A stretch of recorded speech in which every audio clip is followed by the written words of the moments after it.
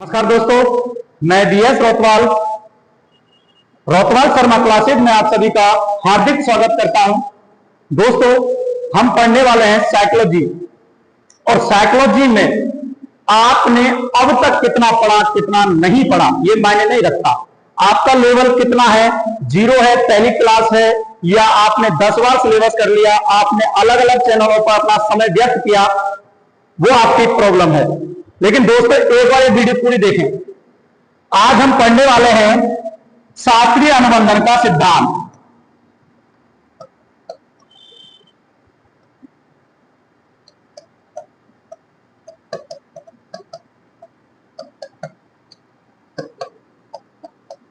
शास्त्रीय अनुबंधन का सिद्धांत दोस्तों, ये आपने बहुत अच्छी तरीके से पढ़ रखा है, मुझे सबका पता है।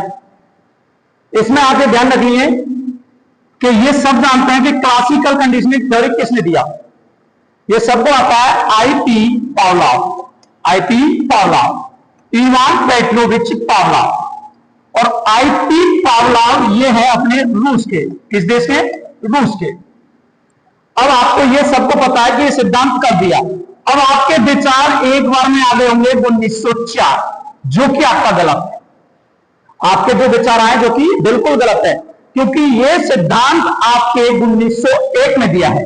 कब दिया दोस्तों? 1901 में। और अगर किसी को प्रूफ चाहिए तो एनसीईआरटी की कक्षा 11वीं के पेज नंबर 115 पे देख सकते हो आप, क्योंकि यहां पर ओनली फॉर एनसीईआरटी बेस्ड चलेगा पूरा, और जो पुराने पेपर में जो क्वेश्चन आए हैं उनके आधार पर चलता है। ठीक है, तो आपको ध्यान रखना है कि ये सिद्धांत कब दिया? 1901 में। अगर बात करें 1904 की, तो 1904 में तो इन्हें नोबेल पुरस्कार मिला है।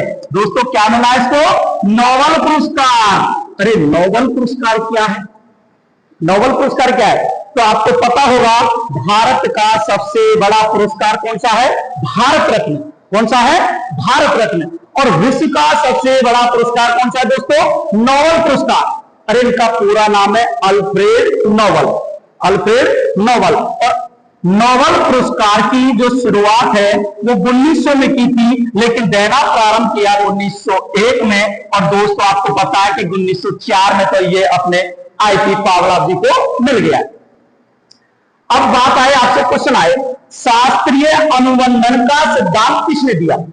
शास्त्रीय अनुबंधन का सिद्धांत किसने दिया? अब आपके विचार आया होगा आईपी पावलोव। दोस्तों, ये ऑप्शन में नहीं है, आपके दोस्तों ऑप्शन में नहीं है।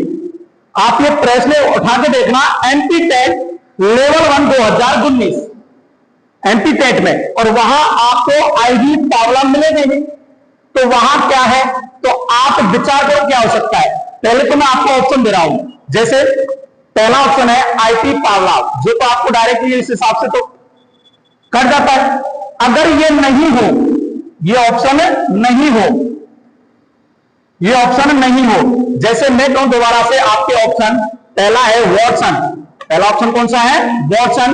दूसरा ऑप्शन है लेस्टर एंडरसन। Lester Anderson. तीसरा है Crow and Crow. Crow and Crow. Crow and Crow. आपको 3 ऑप्शन है। अब इनमें से विचार करो कौन हो सकता है। तो ध्यान रखिए, आपको आंसर रहेगा वॉटसन। क्या रहेगा? वॉटसन। क्योंकि वॉटसन और इनकी पत्नी का नाम था रेनन। इनकी पत्नी का नाम क्या था? रेनन। तो वॉटसन और रेनन ने 1920 में, आपको ध्यान रखना है कब? 1920 में, और इस पे अपने पुत्र पर 11 माइक्रो अल्कोहल पर प्रयोग किया। अब इसमें छोटी सी बात जो आपको अच्छी लगेगी, देखो प्रयोग मैंने बोला आईपी पावलोव ऑप्शन में नहीं है। आईपी पावलोव ऑप्शन में नहीं है, तो आंसर क्या मिलेगा आपको? वॉटसन एवं रेनन। क्योंकि वॉटसन एवं रेनन ने प्रयोग किया कब? 1920 में। और 1920 में जो प्रयोग किया है दोस्तों, वो किस पर किया है? अपने पुत्र अल्बर्ट। किस पर किया बेटा? अल्बर्ट पर। और वो कितने माह का है? 11 माह का। और वो भी कैसे? खरगोश। अब इसमें कुछ चीजें नहीं सीखोगे आप। जैसे खरगोश पर, जो खरगोश है इसके सामने सम्मुख प्रस्तुत किया, इसमें क्या होता है कि खरगोश है, उससे वो बालक अल्बर्ट डरता है। तो इन्होंने क्या किया कि रोज उसके आगे डरावनी आवाज प्रकट करी, और रोज डरावनी आवाज प्रकट करते हैं तो खरगोश भी प्रकट करते हैं। अब क्या होता है कि एक दिन ऐसा होता है कि वो खरगोश प्रकट न करके और उसके आगे जो अपनी रुई होती है उसके थोड़ा रुई का गोला बनाकर रख दिया, जिससे भी बालक वो डरा। तो मैं कहूं इसमें दोनों चीजों में क्या स्थापित हुआ? अपना संबंध। क्या हुआ? संबंध स्थापित हुआ। अब संबंध स्थापित हो रहा, तो संबंध स्थापित होता है उसके लिए हमेशा ध्यान रखनी है दो स्थितियां होती हैं दोस्तों। कितनी स्थितियां होती है? दो स्थितियां। ठीक है, तो दो स्थितियां होती हैं अपनी। अगर एक स्थिति एब्सेंट है, एक प्रेजेंट है, एक स्थिति एब्सेंट है और एक प्रेजेंट है, तो ध्यान रखना शास्त्रीय अनुबंधन सिद्धांत काम करेगा और दुनिया के जितने भी उदाहरण हैं सब एक शब्द पे टिके हुए हैं। हालांकि इसकी आपको ट्रिक्स भी बताई जाएगी, लेकिन ये ध्यान रखनी है दो चीजें हैं अपने पास, दो स्थितियां हैं। जैसे मैं आपसे कहूं, एक बालक रास्ते में जा रहा था, उसके लाल गुलाब का कांटा चुभ जाता है, वह आगे चलकर सभी लाल वस्तुओं से डरने लग जाता है। अब दो स्थितियां थी उसके पास, एक तो कांटा लगा उसके, और एक था कि वह आगे चलकर सभी वस्तुओं से डर रहा है, लाल से, सभी लाल वस्तुओं से डर रहा है। अब मुझे बताओ दो स्थितियां हुई, तो कांटा चुभ गया, वो तो गया, एक्सीडेंट हो गया। दूसरी स्थितियां आगे आने वाली जिससे वो डर रहा है। दो स्थितियां होती हैं हमेशा, और इस सिद्धांत में काम कौन कर रहा है? आईपी पावला। ठीक है, तो आपको ध्यान रखना है। नेक्स्ट चीज आपसे एक छोटा सा प्यारा सा आपके लिए क्वेश्चन है, छोटा सा क्वेश्चन आए, शास्त्रीय अनुबंधन, शास्त्रीय अनुबंधन सिद्धांत, अनुबंधन सिद्धांत